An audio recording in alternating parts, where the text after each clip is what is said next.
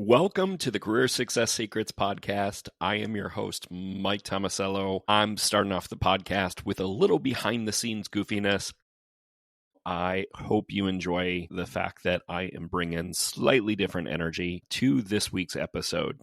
Before we jump into today's topic, and today's topic is something that I don't think is talked about on career podcasts enough, and that is interviewing, and particularly interviewing strategy and how to think about it. And so we're going to have a really fantastic episode for you on interviewing today. Before we get into that, I do want to do a quick shout out to the number 2 country where we have the most listeners outside of the United States. The number 2 country, much to my surprise, is France. So welcome, France. Super appreciate you listening in. And I want to remind everybody, although we do primarily look at this from a North American lens, and when I say North American, I am predominantly talking about the United States and Canada. I have been told all over the world, probably in, I'd estimate, around 43 countries around the world, that these tips do tend to work elsewhere. There is a special disclaimer for this episode in that cultural norms in terms of communication and how one speaks and how brief they are, how quickly they get to the point, that will vary from country to country. So you will be noticing in this episode that we talk about the importance of getting to the point and selling yourself properly. And if you are from an African culture or you are from an Asian culture, and to some extent, some parts of Latin America, some parts of the Middle East, you will find that there are exceptions to some of the things that I'm going to share with you today. So please validate this information in your local market. However, if you are in Western Europe, North America, these tips are going to be pretty good for you right off the bat. So that's what I wanted to say. Also, I want to remind you, thank you so much for supporting the show. The Career Success Secret Show is still rather new, and we can't do it without every single one of you. So quick ask, if you have listened to an episode before, either before the episode gets started or at the end of the episode, please do me the favor of subscribing to the show. If you're on a platform like Apple Podcasts where you can rate the show, you can literally rate the show in, I think, 1 or 2 clicks. Give it a 5-star rating if you so choose. And then if you have a little bit of extra time, you can either comment or you can review.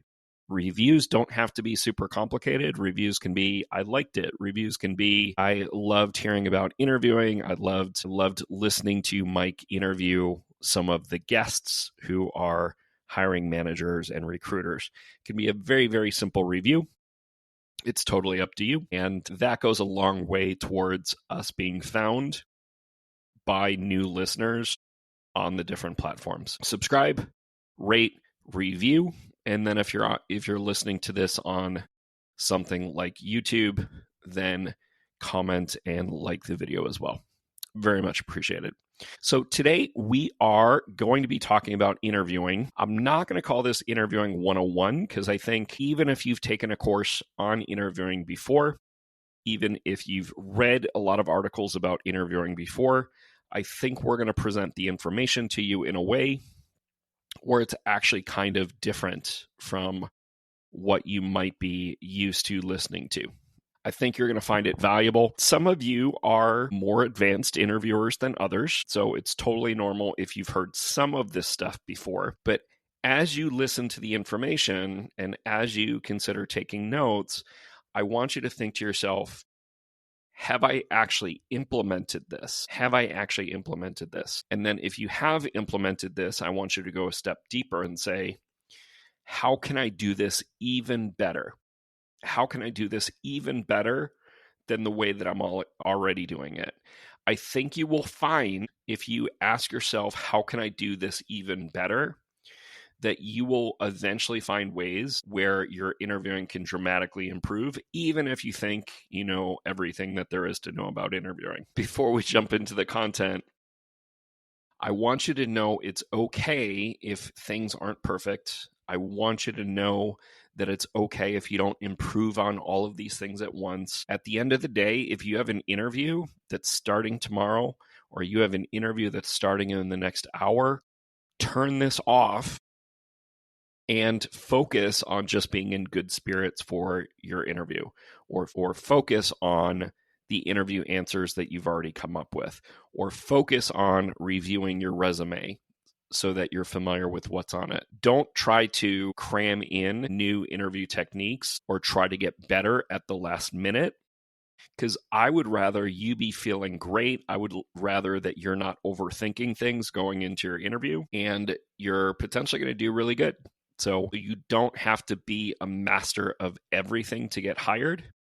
However, there are a lot of things you can potentially master that will increase the likelihood that you get hired. And that's the other thing that I wanted to say about mastery, particularly interview mastery, is a lot of times people will say, well, I'm doing that, or I'm kind of already doing that. And my challenge to you is, have you mastered it? If you haven't mastered it yet, and you're not yet hired, and you're trying to get a job offer, or you're trying to get multiple job offers, then maybe you work on improving your interviewing every single week, even in the weeks when you don't have interviews scheduled. Because sometimes an interview will come out of the blue and you don't necessarily have a ton of time to prepare. And so I don't want you to send your anxiety through the roof because you're trying to do things last minute. So, but luckily you're listening. And so we're going to jump right into it. The first thing that I want to jump into is that almost all interviewees, and if you are interviewing for a job, you are an interviewee, almost all interviewees make these two mistakes. And I work with some really high level people in my coaching practice. I've worked with people all the way up to C-level people, CXOs, chief marketing officers, CEOs, all the way up to CXOs of the Fortune 1000 level. Now, here's the good news. You don't have to be at that level to gain something out of this. A lot of these concepts are simple enough for anyone to understand. But I want to let you know, even if you think you're super qualified, and you probably are, because otherwise you wouldn't have gotten the interview, you can be super qualified and you can be great in your career, but interviewing is a different skill. Interviewing is a different skill than the stuff that you do for your job on a day-to-day basis. Totally normal to be great at your job, but to be average or below average at interviewing. Number one mistake, probably not too much of a shocker, but you are probably underselling yourself. You are probably underselling yourself. This is the most important one to fix. I'd argue they're both extremely important to fix, but this is the most important one to fix, because if you can't articulate why they should hire you, if you can't articulate why you're a great fit for the role, they're probably, potentially, but probably not going to figure it out on their own. They're not going to figure it out on their own. You need to say, these are the reasons why you should hire me. These are why I'm great at XYZ job title. These are the particular skills. These are the particular job duties that I'm amazing at. This is the business impact that I've made for other organizations and that I can probably make for you because I've done it at multiple organizations. The more that you can do as much of that as possible, the better off that you're going to be.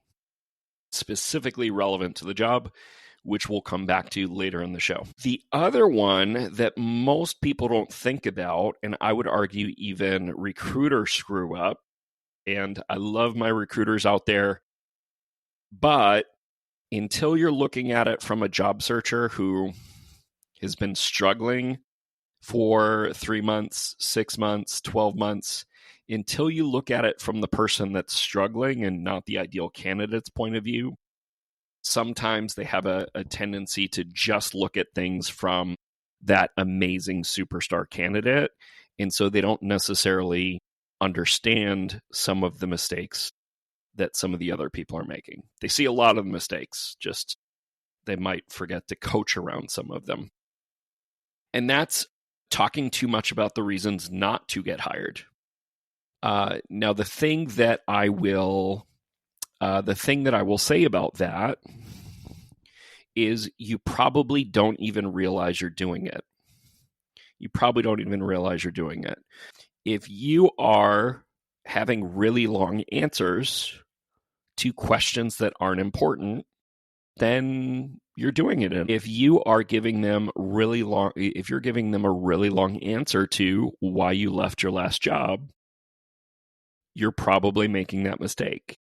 If you're giving them a long answer to your commute time or where you live, very likely making that mistake. So we will talk about what some of that looks like today. I think you're going to find that super, super interesting. All right, let me go back to my notes. So interview questions. I am purposely oversimplifying things. So if you're a recruiter, I love you. If you're an advanced interviewer, I love you. And if you hear me say something, just be patient with me before you overly judge. All the advice that I'm giving you, and I'd say all the advice that you ever hear from anyone on any podcast, on any YouTube channel, on any one meeting that you're having with your mentor, there's almost always exceptions to when the advice is relevant.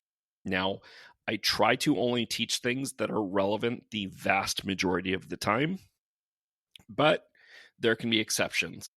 As a disclaimer, I gave at the beginning of the show, there's an exception for people that are living in different countries, and how you communicate, the length that you communicate your interview answers and stuff like that. That's an exception to some of the stuff that I'm sharing today. Am I saying that there are some interview questions that are always going to hurt you? No, not exactly.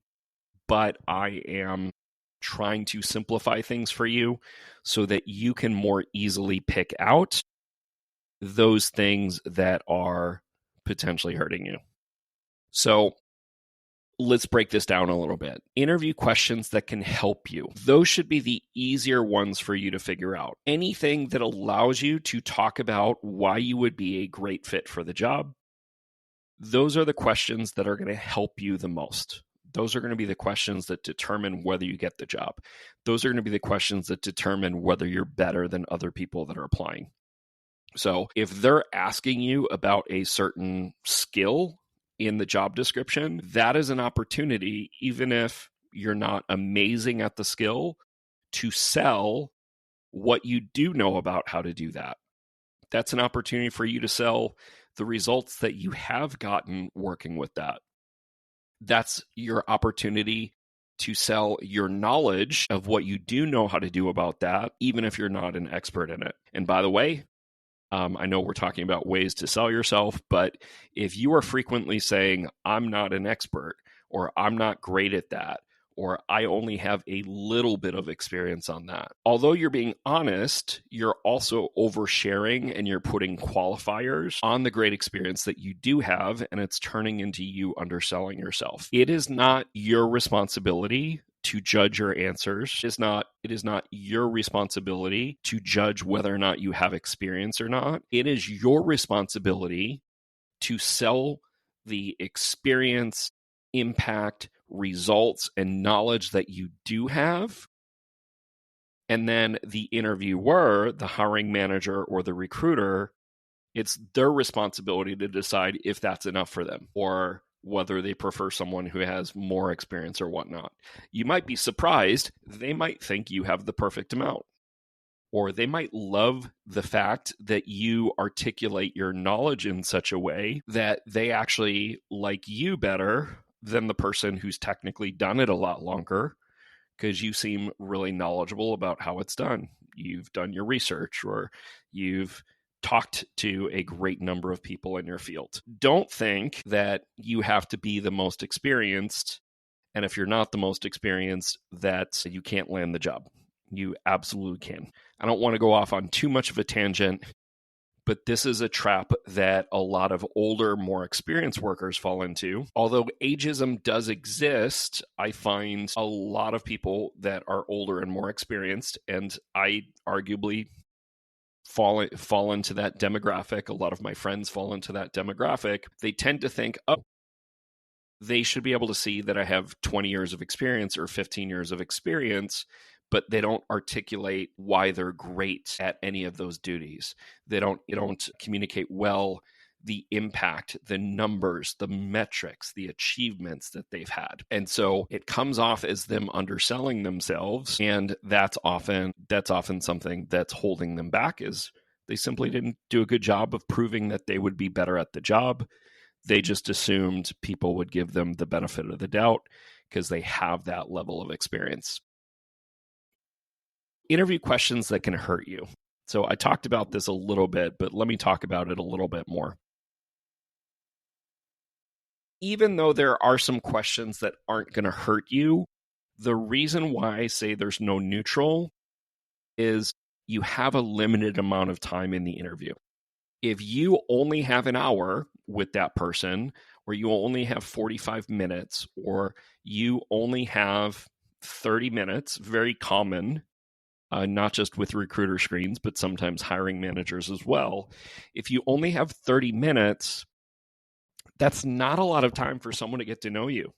It's not a lot of time for you to talk about all the reasons why you're a great fit for the role. So if you are spending extra time on questions that don't really matter, that aren't going to help convince them to choose you, then that's a mismanagement of your time. And because of that, it's hurting you. We're gonna get into detail in terms of how to handle that stuff more, but I wanted to give you the basic overview in terms of what's going on there. Let's go to the next item on the agenda. So for the next couple of things I'm going to share with you, the next couple of things are going to be focused on selling yourself and maximizing selling yourself. And I know selling for some of you is like kind of a dirty word. And I promise you, I mean selling yourself without being salesy. I mean marketing yourself, proving that you're valuable, talking in a communicative way that's enjoyable, where you're building rapport with someone, but you are also making an argument about why they should hire you, and why they should hire you probably over the 10 other people that they're potentially interviewing, or 15, or the 200 or 2,000 people that might have applied. This is why it's so worthwhile to go back and think about your interview answers, look at your interview answers and say, how could I do this even better? Because it might sound okay coming out of your mouth. It might look kind of good. But if you don't double check that and say, in comparison to what 10 other people might be saying, you might be leaving out something pretty good because you were taught to be humble growing up. And hey, yours truly, I was taught to be humble growing up. And so this was a habit that I needed to break, in particular for my interviews. So long story short, for those of you watching the YouTube video, I have a slide up that I haven't been talking about yet. And so one of my tips to help you sell yourself better is to always assume every question is in relation to the job. Always assume that every question is in relation to the job, the specific job. So let me tell you how this can be useful for you. So probably the number one question, which people hate, but unfortunately it's also the number one question that's often asked by interviewers, is tell me about yourself. And that's it. So it's not your fault that it's confusing. Well, what do they want to know? Do they want to know about where I grew up? Do they want to know about such and such? And so if in your head or on paper, because hopefully you're preparing ahead of time, if you think to yourself, this question is in relation to the specific job title and job description I'm applying to, and the specific company and company type and industry I'm applying to, then that will help you come up with a better answer on the spot. Tell me about yourself in relation to a marketing manager position in tech. Much different question and much different answer than just tell me about yourself. How would you describe your personality? Wait a minute.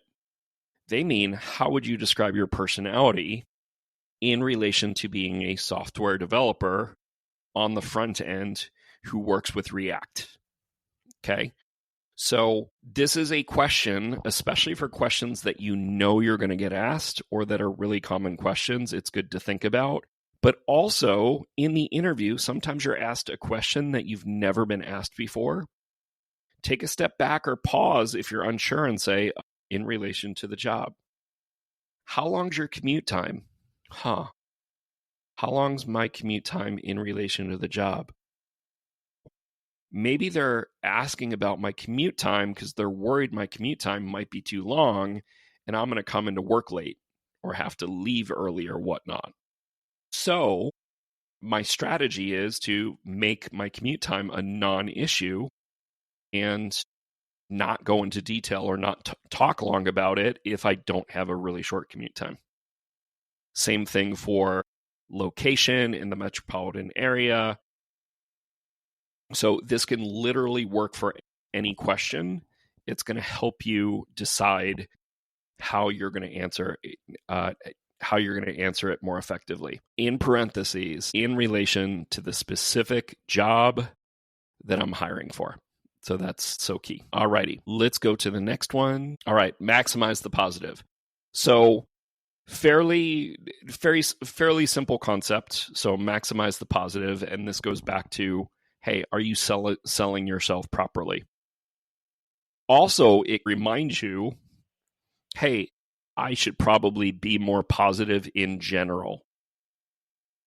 If I come in and I've had a rough day, and we all have rough days, we all get burnt out. Sometimes we get in car accidents, sometimes we get sick. But if we come in and we look like we don't want to be there, if we come in and we don't look excited about potentially working for them, then that's something that potentially makes sense for them to go with someone else. So maximize the positive has multiple meanings there. The next thing I want to say that's going to help you increase the likelihood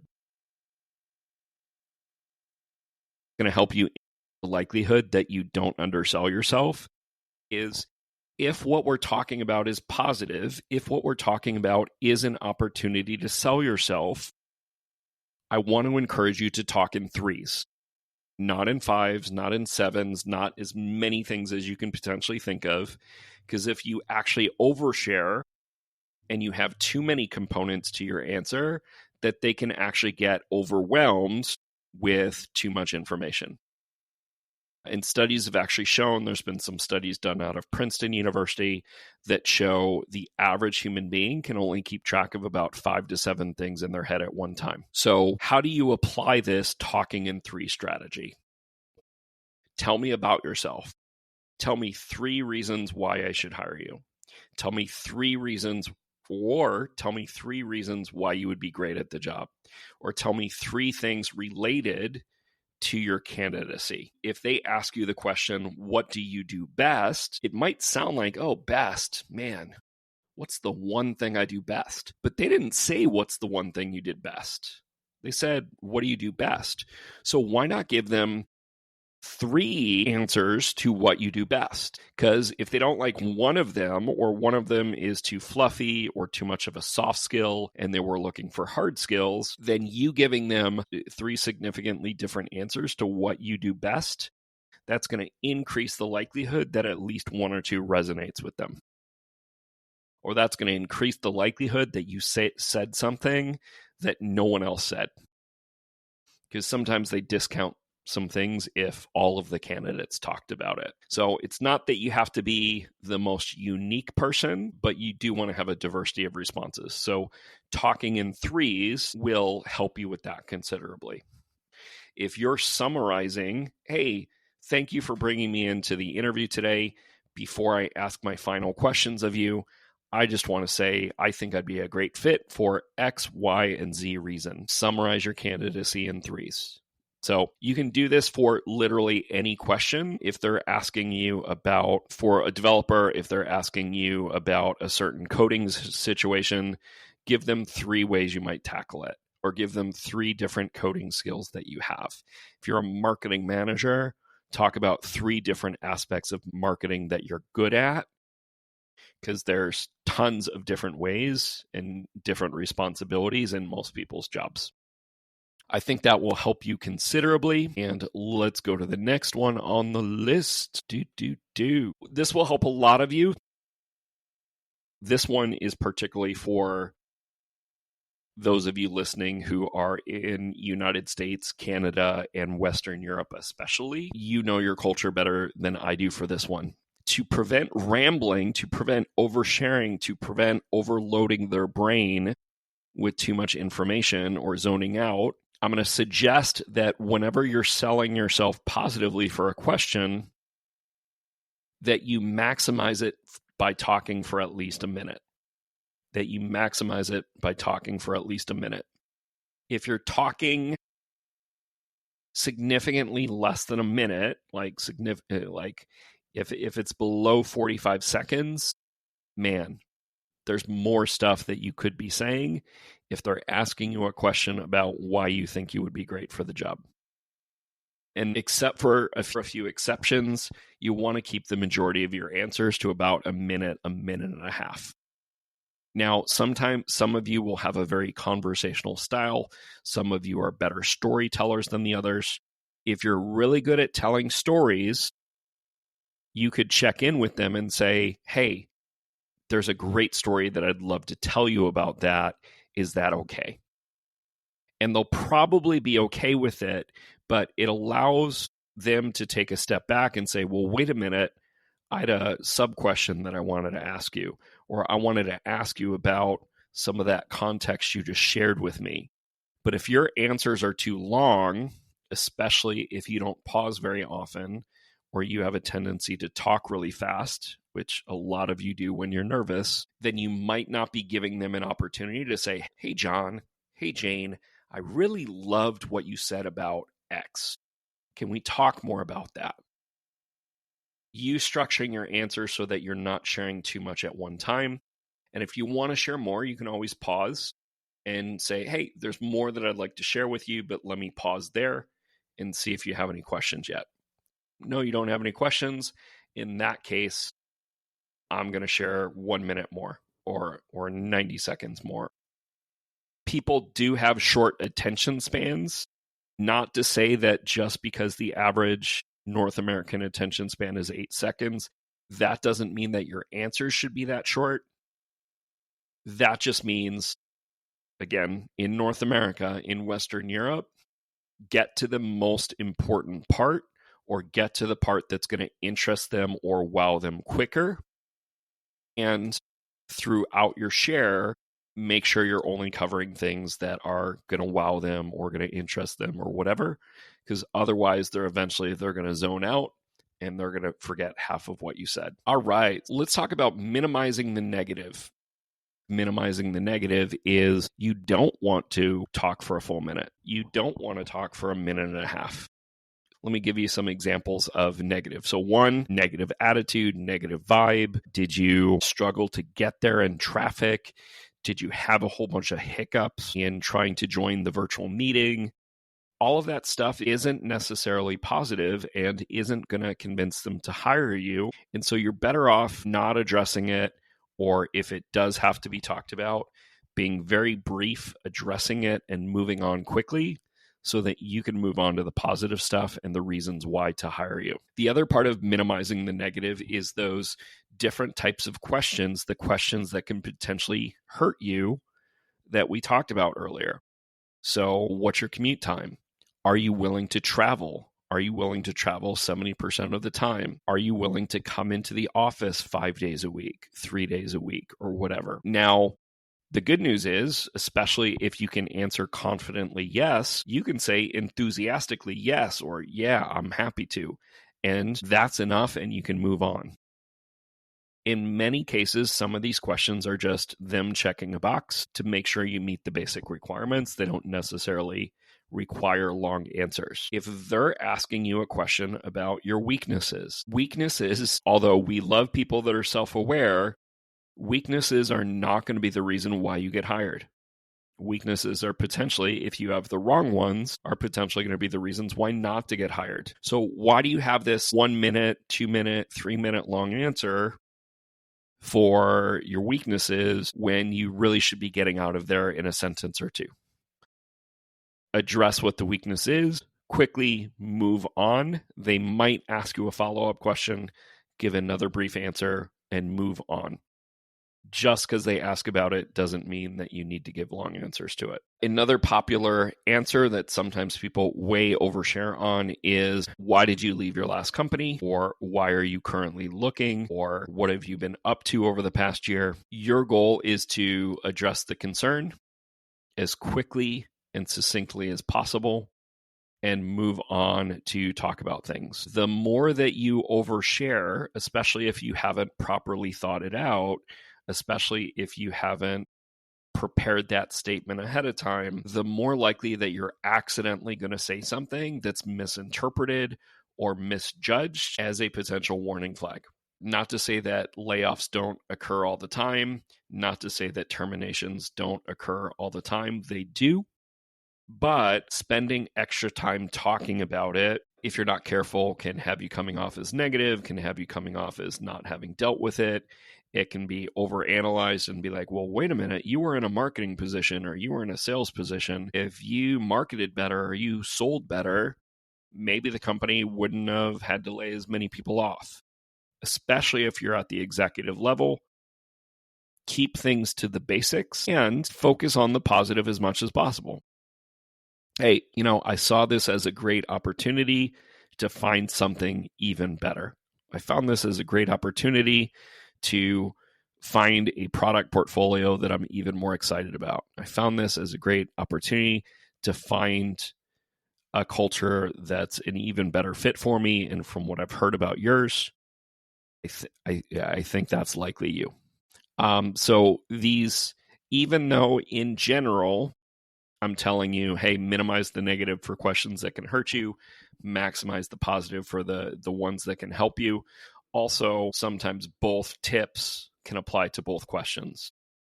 How can you cut out stuff that is potentially misinterpreted as negative? How can you incorporate positivity into different questions so that things aren't necessarily held against you? So there's a lot of different ways to do it. Let's go on to another strategy. So pretty simple strategy. If you think it creates doubt, leave it out. And for some of you that are getting used to this concept, this is continuing the minimize the negative theme. If you think it might create doubt, it probably does. Leave it out, or if you can't leave it out, be as brief as possible and move on. Because if it doesn't clearly help, then it potentially hurts. Even because some people are going to come for me in the comments, even if it means spending less time on an unimportant question so that you can move on to a more important question. If that's the only way that it helps you, that's a really important way that it helps you. All right. So continuing on the train of minimizing the negative, if a question can't help you, don't give multiple responses to it unless you're forced to. So probably the easiest one is, what are your weaknesses? Well, even though they said plural, a lot of times you can get away with giving just one thing. So give just one thing, preferably something that's not directly related to the type of work you're doing, and move on. They might ask you a follow-up question. Nothing bad about that.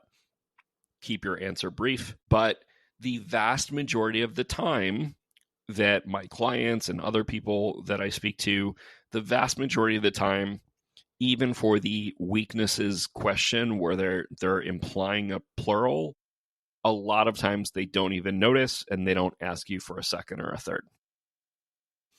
unless they force you to think of something, I would just give them one and move on quickly.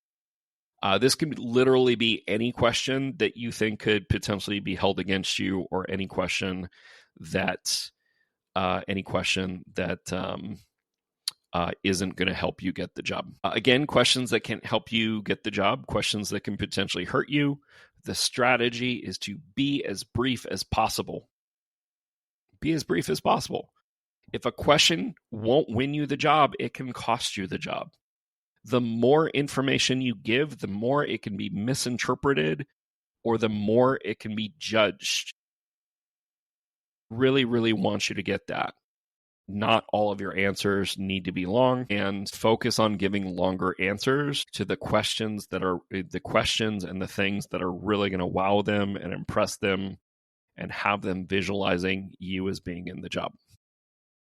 One of the things as I start to wrap up, if you like this episode, please subscribe for a new show like this. It helps us tremendously to potentially be shown on the news and noteworthy lists and be seen by other people, because this podcast is all about helping as many people as possible. Also, if you've already done that, please think of a friend or a family member or a coworker or an ex-coworker that might benefit from the podcast, and send them the link. Tell them to check it out. Tell them why you think they might benefit from the podcast.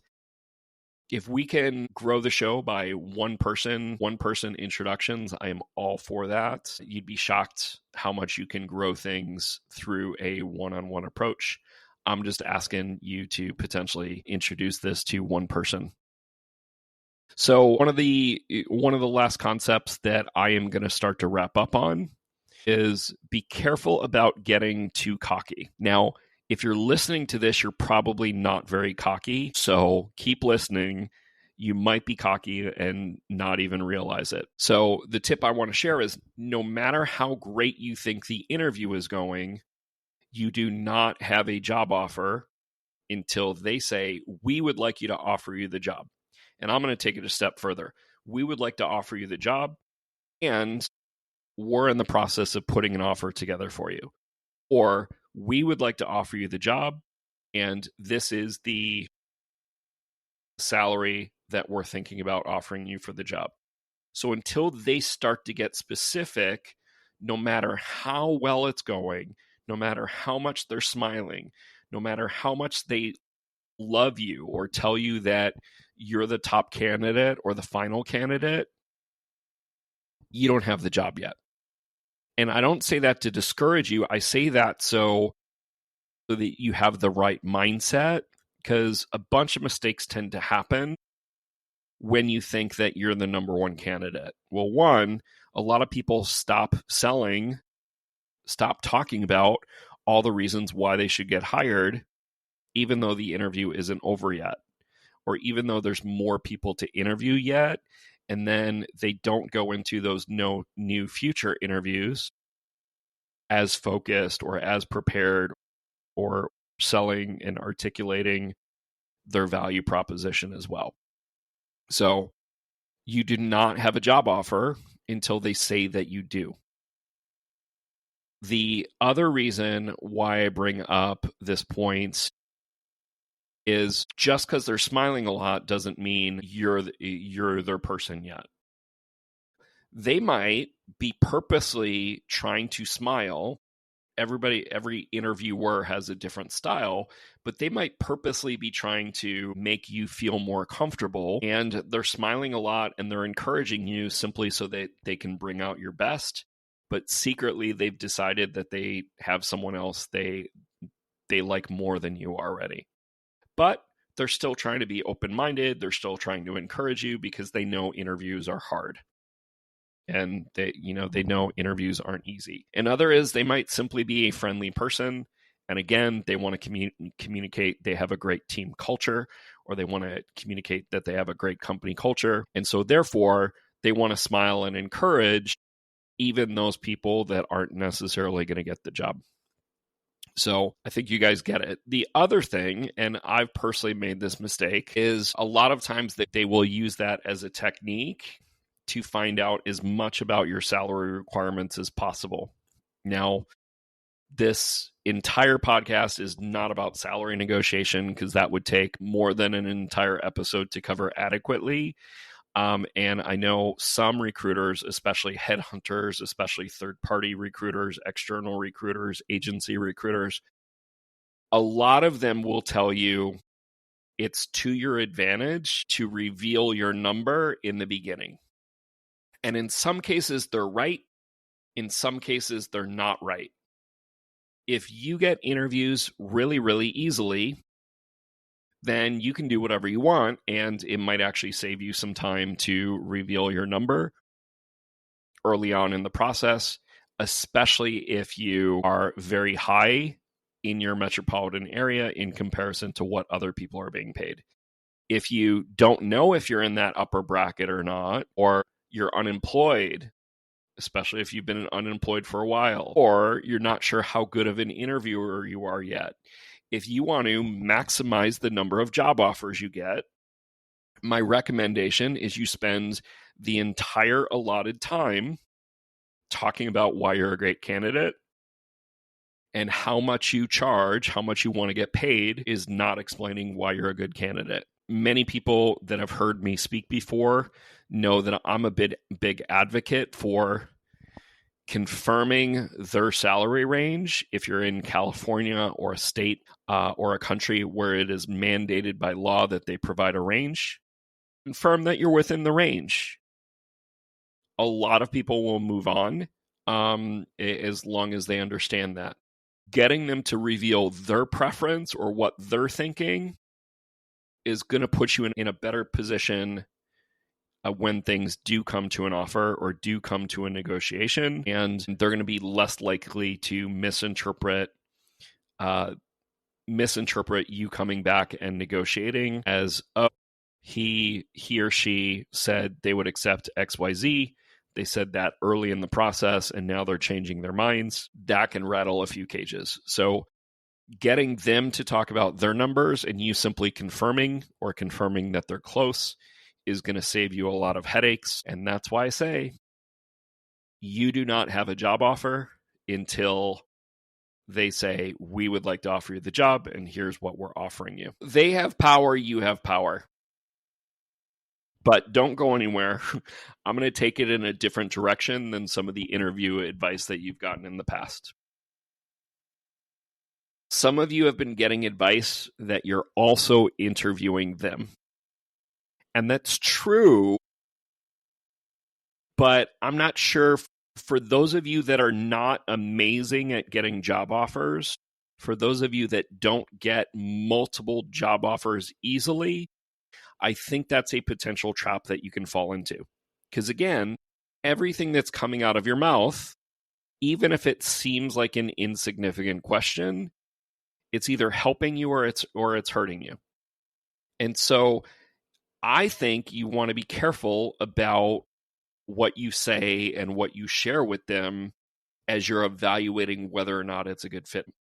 If you're unsure whether you want the job yet or not, that's okay. Do I want you to figure that out before you accept? Abso-friggin-lutely.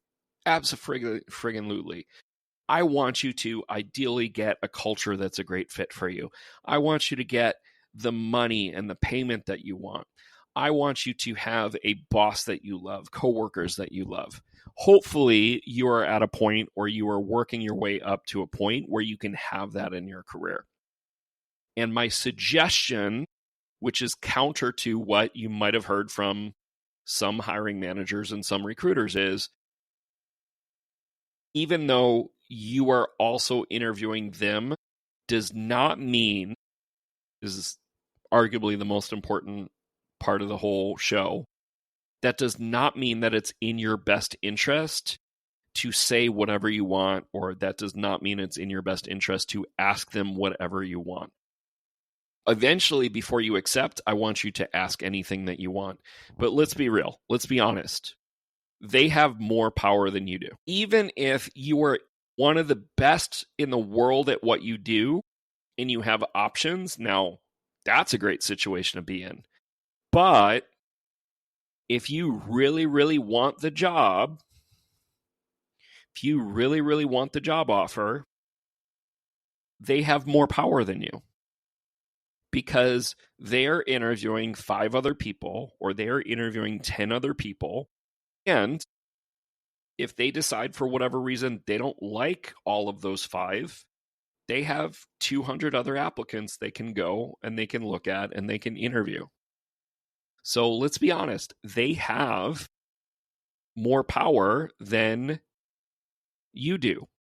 Now, here's the cool news. Once they have decided that you are the number one candidate for the role, once they've decided that you are the person that they want to hire, you are their top choice, now all of the power, or 98% of the power, now it shifts to you because now they know you're the best of the best or the best of what's available.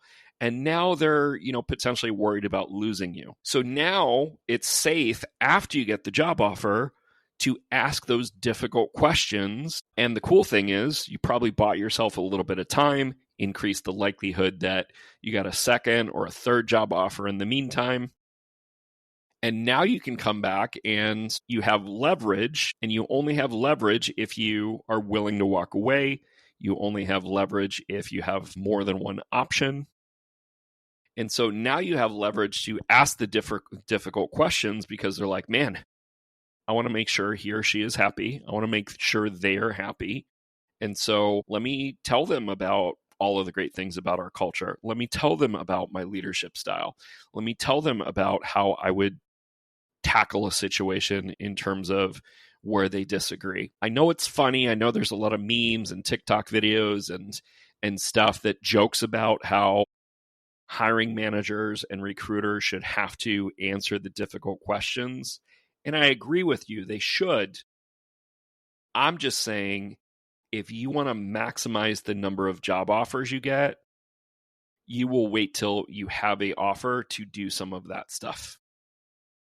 If you get interviews extremely easy and you have more opportunities than you can possibly handle, and you want to make some exceptions or change this or whatever, then you're at a different level than everyone else. And, you're the top 1% of all candidates or all interviewees.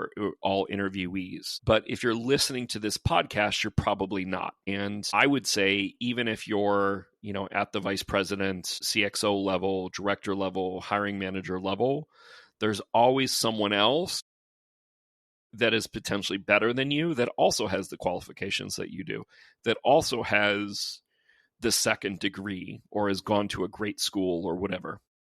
So for those of you that are earlier in your career or those of you that don't have as much credentials, I don't say that to scare you. I actually say that to assist you and help you spend the vast majority of your interviewing time, I would argue all of your interviewing time, on what makes you a great fit for the company, what makes you a great fit for the role, what makes you a great fit for the team. Depending on where you're listening to this, I would love to know your questions. I would love to know your comments. If you're listening to this on YouTube, please drop your comments. I try to answer and respond to every single one of them. If you're listening to this on Spotify, you can comment or ask questions there as well, or track me down. Like, you can find my contact information if you look hard enough, and give me your feedback on this episode. Give me your questions. Give me your concerns. I promise you, I have answers to your concerns. You might not like my answers, but they'll be answers based on facts. Or whenever facts are not available, there'll be facts based on testing. There'll be answers based on speaking with thousands and thousands of hiring managers and recruiters, and sometimes asking them the question or for feedback in a different way so that you can come up with the exceptions to what works and what doesn't. I'm Mike Tomasello. I'm your host. Thank you so much for listening to the Career Success Secret Show. I would love your subscribe. I would love your follow, and let me know what you want to see in future episodes, and we will try to make that happen. Thanks.